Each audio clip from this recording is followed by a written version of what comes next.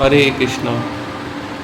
আজ আপনারা দর্শন করছেন সোনারপুর প্রতিষ্ঠিত বারেন্দ্রপাড়ায় শ্রী রাধা গিরিধারী মন্দিরের শ্রী ভগবানকে।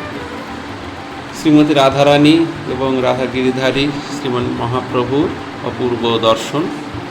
আজ সন্ধ্যায় একটি হিত উপদেশ বলবো না, ভগবানের কথা। সেটি হচ্ছে যে যেমনই পরিস্থিতি হোক না কেন, যে কোনো পরিস্থিতির মধ্যে আমাদের ভগবৎ স্মরণে থাকতে হবে।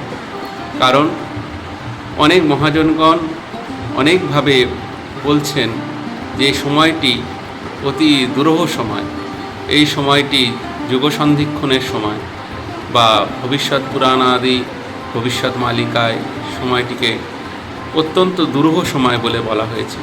অর্থাৎ নাম আশ্রয় করতেই হবে। নাম আশ্রয় বিনা জীবের গতি নাই।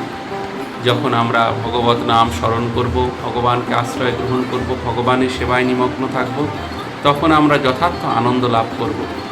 ভগবত সেবার এক একটি স্তর, সেই স্তরের মধ্যে নবদা ভক্তি অবস্থান করছে এবং কিভাবে ভগবত লাভে ধীরে ধীরে উন্নতি সাধন করা যায়। একটি কনিষ্ঠ ভক্ত কী করে আস্তে আস্তে একটি বয়োজ্যেষ্ঠ ভক্তে পরিণত হয়, এবং সেই কাহিনী আমরা ধীরে ধীরে পাঠ পাঠে আমরা শুনব। আমরা দেখব যে কেমন করে একটি যথার্থ ভক্তের কী কী লক্ষণ থাকলে তিনি যথার্থভাবে কৃষ্ণ দাসত্ব লাভ করতে পারেন। আজ এই পর্যন্তই। হরে কৃষ্ণ।